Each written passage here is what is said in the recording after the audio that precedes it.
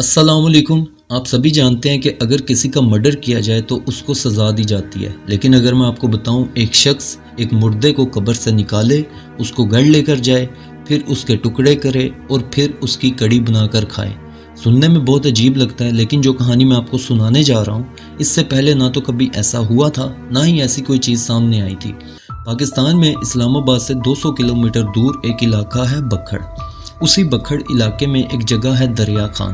دریا خان میں دو بھائی رہتے تھے، ایک کا نام تھا فرمان علی اور دوسرے بھائی کا نام تھا عارف علی۔ ان دونوں بھائیوں کی عمر تقریباً 30 سال تھی، دونوں کی شادی ہو چکی تھی اور دونوں کے بچے بھی تھے، لیکن 2010 میں ان دونوں بھائیوں کی وائف بچوں سمیت ان دونوں کو چھوڑ کر چلی جاتی ہیں۔ اس وقت چھوڑنے کی وجہ یہ بتائی گئی کہ ہمیں مارتے ہیں اور کوئی کام کاج نہیں کرتے، لیکن اس وجہ کے پیچھے اصل کہانی کچھ اور تھی۔ 2011 میں اسی دریا خان میں ایک انسیڈنٹ ہوتا ہے، ایک 24 سال کی لڑکی کی موت ہوتی ہے کینسر کی وجہ سے، اور اس لڑکی کو اسی دریا خان کے ایک قبرستان میں دفنایا گیا تھا۔ لڑکی کو دفنانے کے اگلے ہی دن اس کے گھر کے کچھ لوگ قبرستان جاتے ہیں فاتحہ اور دعا کے لیے، لیکن جیسے ہی وہ اس قبر کو دیکھتے ہیں سبھی حیران ہو جاتے ہیں۔ ایسا لگ رہا تھا جیسے قبر کو دوبارہ کھولنے کی کوشش کی گئی ہو، لیکن جیسے ہی ان میں سے لڑکی کا بھائی قبر میں جھانک کر دیکھتا ہے تو پتہ چلا کہ قبر بالکل خالی ہے۔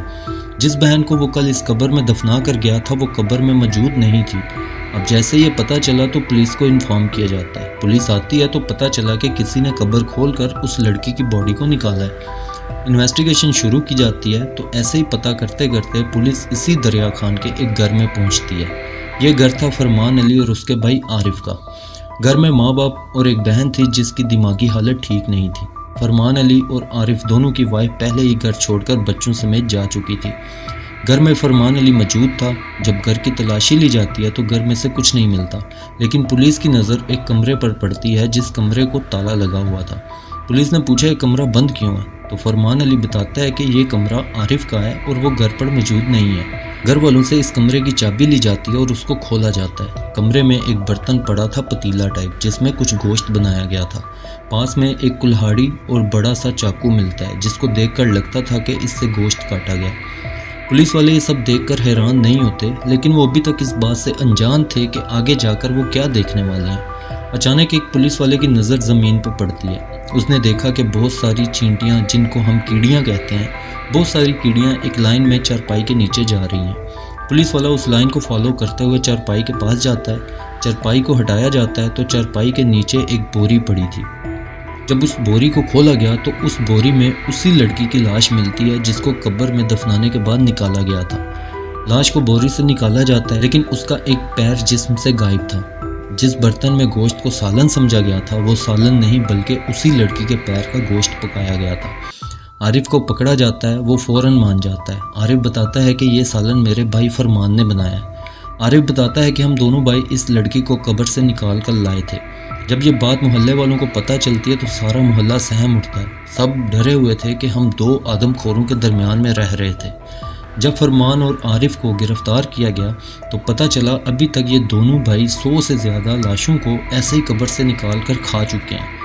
ان سے پوچھا گیا کہ تم دونوں نے ایسا کیوں کیا؟ انہوں نے بتایا کہ ہمیں کوئی فقیر ملا تھا جس نے کہا تھا کہ اگر تم دونوں انسانی گوشت کھاؤ گے تو تم دونوں کے ساتھ اچھی اچھی چیزیں ہوں گی۔ انہوں نے بتایا کہ زندہ انسان کو مارنا ہمارے لیے مشکل تھا، نہ ہی ہم میں اتنی ہمت تھی کہ ہم کسی کی جان لیتے، اس لیے ہم ان گھروں پر نظر رکھتے تھے جن کے گھر میں کوئی تازہ مرا ہو۔ جیسے ہی وہ دفنا کر جاتے ہم اسی رات کو لاش کو نکالتے اور گھر لے جا کر کھاتے تھے۔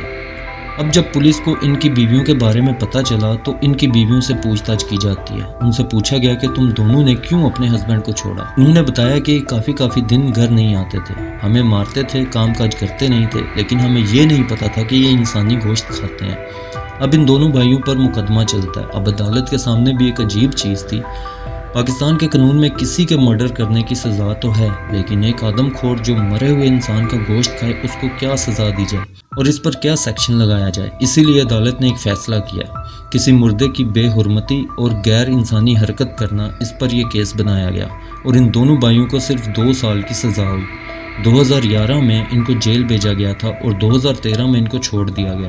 2013 میں دونوں بھائی جب گھر واپس آئے تو محلے والوں کو پتہ چلا، سب کا غصہ پھر بھڑک اٹھا۔ سارے لوگ روڈ پر نکل آئے. پولیس کو ان دونوں بھائیوں کو پروٹیکشن دینا پڑا. جب ان دونوں بھائیوں کو پتہ چلا کہ لوگ ان کو مار دیں گے تو یہ دونوں وہ علاقہ چھوڑ دیتے ہیں اور کہیں دور جا کر گمنام زندگی گزارنے لگتے ہیں. 1 سال تک ان دونوں بھائیوں کا پتہ نہیں چلتا. 1 سال بعد 2014 میں جس گاؤں میں یہ دونوں رہتے تھے ان کے گھر کے ساتھ والے گھر والوں کو ان کے گھر سے عجیب سی بدبو آتی ہے. ہمسائے پولیس کو کال کرتے ہیں لیکن ابھی تک ہمسائے نہیں جانتے تھے کہ جو لوگ ان کے گھر کے ساتھ والے گھر میں رہتے ہیں وہ کون ہیں. پولیس آتی ہے تو گاؤں کے کچھ لوگوں کو لے کر گھر میں داخل ہوتی ہے. اس گھر میں 2 کمرے تھے. جب پہلے کمرے میں پولیس والے داخل ہوئے تو سامنے عارف بیٹھا تھا. پولیس سے عارف کو پہلے سے ہی اچھی طرح جانتی تھی. جس کمرے میں عارف بیٹھا تھا اس کمرے سے کچھ نہیں ملتا. دوسرے کمرے پر جب نظر پڑی تو اس بار بھی دوسرے کمرے کو تالا لگا تھا. عارف سے چابی لی جاتی ہے اور کمرہ کھولا جاتا ہے. جیسے ہی پولیس والے کمرے میں داخل ہوئے سامنے ایک بچے کا سر پڑا تھا. جیسے ہی اس سر پر نظر پڑتی ہے پولیس کو 2011 والا کیس یاد آ جاتا ہے. عارف کو گرفتار کیا جاتا ہے. اس سے پوچھا جاتا ہے فرمان علی کہاں ہے. کچھ ہی دیر بعد فرمان علی بھی پکڑا جاتا ہے. دونوں بھائیوں کی کہانی پھر سے جنم لیتی ہے. پتہ چلا کہ ان دونوں کو انسانی گوشت کھانے کا نشہ تھا. 2 سال جیل میں رہنے کے بعد جب یہ واپس آئے تو انہوں نے جگہ بدلنے کے بعد پھر سے وہیں کرنا شروع کیا. یہ اسی گھر پر نظر رکھتے تھے جس گھر میں کوئی موت ہوئی ہو. جیسے ہی گھر والے باڈی کو دفنا کر جاتے یہ دونوں بھائی اسی رات موقع دیکھ کر اس لاش کو نکالتے اور گھر لے جا کر انسانی گوشت بنا کر کھاتے. انویسٹیگیشن کی گئی تو پتہ چلا ابھی تک 150 لاشیں قبر سے نکال کر یہ اس کو پکا کر کھا چکے ہیں. اور ان کا یہ تھا کہ یہ الگ الگ قبرستان سے جا کر لاشیں نکالتے تھے اور اس کی وجہ یہ تھی کہ کسی کو شک نہ ہو اور یہ پکڑے نہ جائیں. جب یہ قبر سے لاش کو نکالتے تھے تو قبر کو دوبارہ ویسے ہی بند کرتے تھے کہ کسی کو پتہ نہ چلے. اسی وجہ سے آج تک وہاں کے لوگوں کو یہ تک پتہ نہیں کہ جس قبر پر وہ فاتحہ یا دعا کرنے جاتے ہیں وہ اس قبر میں موجود ہے بھی کہ نہیں. اب ان دونوں بھائیوں کو پھر سے عدالت میں پیش کیا جاتا ہے. پہلی بار عدالت یہ سوچنے پر مجبور ہوتی ہے کہ ایسے لوگوں کا کیا کیا جائے جو انسانی شکل میں آدم خور ہیں اور انسانی گوشت کھاتے ہیں. تب عدالت نے ان دونوں بھائیوں کو 12 سال کی قید سنائی.